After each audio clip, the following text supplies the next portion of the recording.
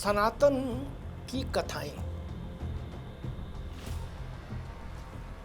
वो सनातन का ही दिग्दर्शन है। उन कथाओं से ही सदियों से सनातन इस लोक जीवन में प्रवाहित है। और अगर कोई उन कथाओं से ही छेड़छाड़ करने लगे, उन कथाओं में ही मिलावट करने लगे, अश्लील, अभद्र और घृणित मिलावट करने लगे, तो सोचिए उससे सनातन को कितना नुकसान होगा। वेद, शास्त्र, पुराण, स्मृतियां सब तक नहीं पहुंचती, सब तक पहुंचती हैं कथाएं। और वो कथाएं ही सनातन को जीवित और जीवंत रखती है, जागृत रखती है। लेकिन इधर कुछ समय से मैं देख रहा हूं कि सनातन की कथाओं में षड्यंत्र पूर्वक, धूर्तता पूर्वक छेड़छाड़ करने का जतन चल रहा है। एक बड़े लेखक हैं अमीश त्रिपाठी, उन्होंने राम कथा पर और शिव पर और रावण पर, यानी कितनों पर किताब लिखी। अच्छी बात है किताब लिखना, कोई हर कालखंड में राघवेंद्र सरकार पर लिखा गया है।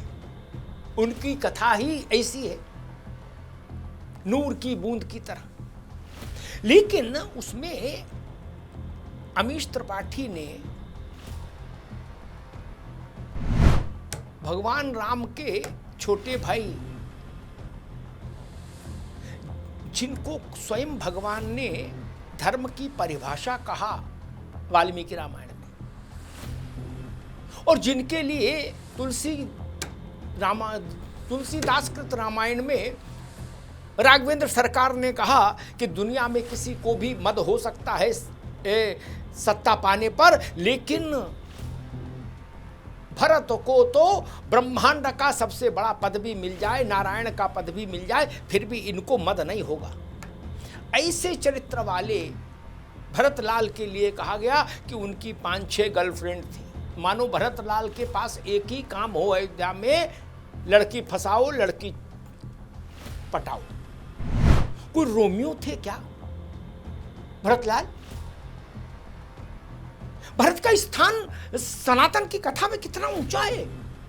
तुम मम प्रिय भरत ही सम भाई, हनुमान जी की तुलना के में भरत के नाम का उल्लेख करते हैं भगवान राम। उनको बताया जा रहा रोमियो टाइप, इधर सीटी बजा रहे मानो उधर सीटी बजा रहे, इधर लड़की पटा रहे उधर लड़की पटा रहे। ये क्या तरीका है? अयोध्या के लिए कहा गया कि कहीं न जाए कछु नगर विभूति। जिस नगर की विभूति के बारे में कोई कुछ कह ही नहीं सकता, ऐसी अमोघ विभूति है जिस नगर की, वो अयोध्या है। उस अयोध्या जी के लिए बताया गया वहां गैंगरेप होता था। गैंगरेप, बताइए, रेप तक भी नहीं रुके, गैंग में चले गए त्रिपाठी जी। ऐसे तमाम उदाहरण हैं। और एक अमीश त्रिपाठी नहीं, यानी कितने अमीश त्रिपाठी हैं जो यही काम करके प्रसिद्ध होना चाहते हैं, पैसा कमाना चाहते हैं, गाड़ी घोड़ा मकान दुकान उसी से क्रिएट करना चाहते हैं, सनातन की कथाओं में अतिक्रमण करके, उनकी मर्यादा को पर प्रहार करके। मेरी आपत्ति ये कि जैसा प्रयोग आप सनातन की कथाओं के साथ करते हैं अपने व्यक्तिगत लाभ के लिए, वैसा ही प्रयोग, वैसा ही दुस्साहस आप दूसरे धर्मों की, मजहबों की कथाओं में कर सकते हैं क्या? कर सकते हैं तो आगे आइए, हम भी जाने आपका साहस। हम भी जाने आपकी बहादुरी और क्षमता। आइए, कथाएं उधर भी बहुत हैं, और ना मालूम हो तो मुझसे संपर्क करिए, मैं कथाएं दे दूंगा। उन कथाओं में वैसा ही अभद्र, अश्लील, घृणित हस्तक्षेप करके किताब का आकार देके प्रकाशित करा दीजिए, जैसा सनातन में करते हैं। फिर हमको व्हाट्सएप करके बता दीजिएगा क्या हाल है, कैसा है हाल जनाब का। आप नहीं कर सकते, आपका प्राण सूख जाएगा, कंठ सूख जाएगा, पांव में कंपन होने लगेगा, कर ही नहीं पाएंगे। अन्यथा कथाओं की कमी तो है नहीं। जहां जहां एक एक किताब वाले जो धर्म है, जो मजहब है, उन पर खेलिए, साहस है नहीं। आप केवल भगवान कृष्ण की कथाओं में छेड़छाड़ करेंगे, भगवान राम की कथाओं में छेड़छाड़ करेंगे, भगवती दुर्गा की कथाओं में छेड़छाड़ करेंगे, पवन पुत्र हनुमान की कथाओं में छेड़छाड़ करेंगे। ये इतना दुस्साहस कहां से लाते हो भाई?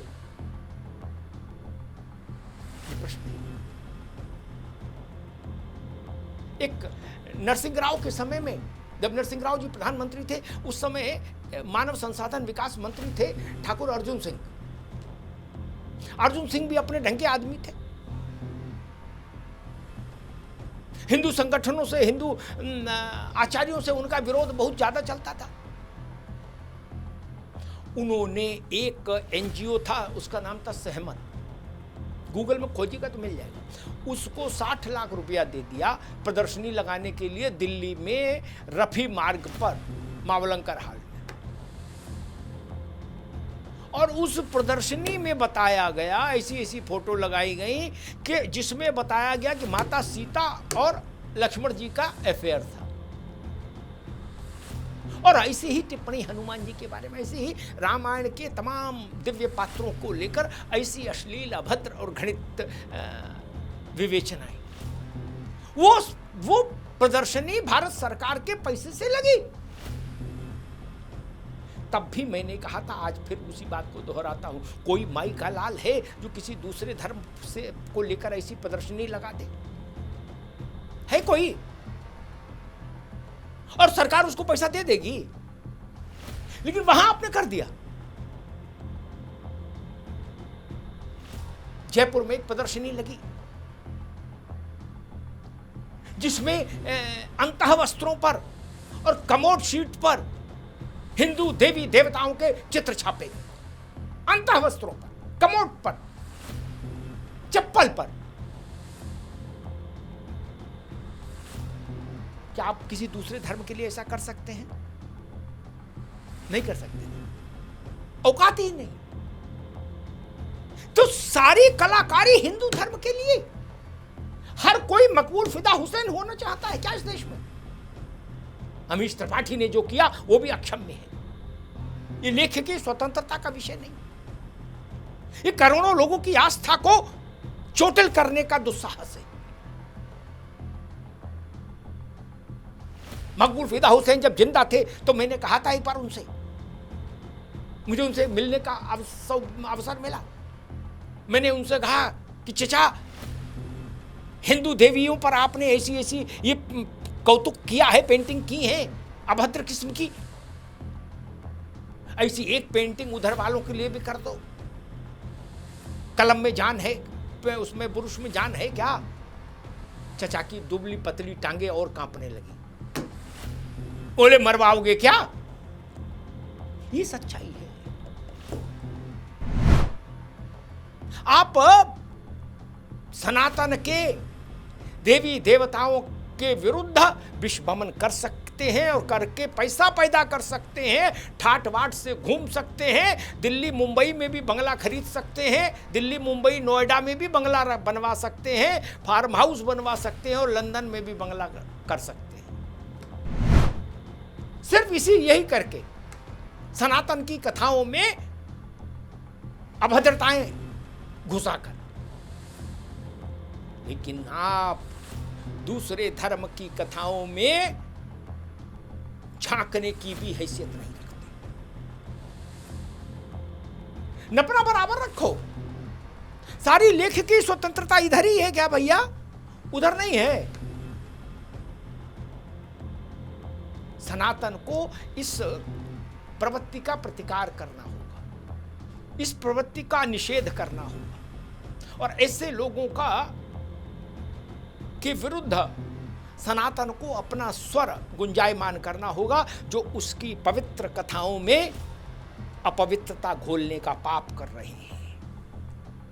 अमृत के समान पवित्रतम कथाओं में प्रदूषण घोल रहे हैं, प्रदूषण घोल रहे हैं। फिर उनका नाम अमीश त्रिपाठी हो या कोई, इससे कोई फर्क नहीं।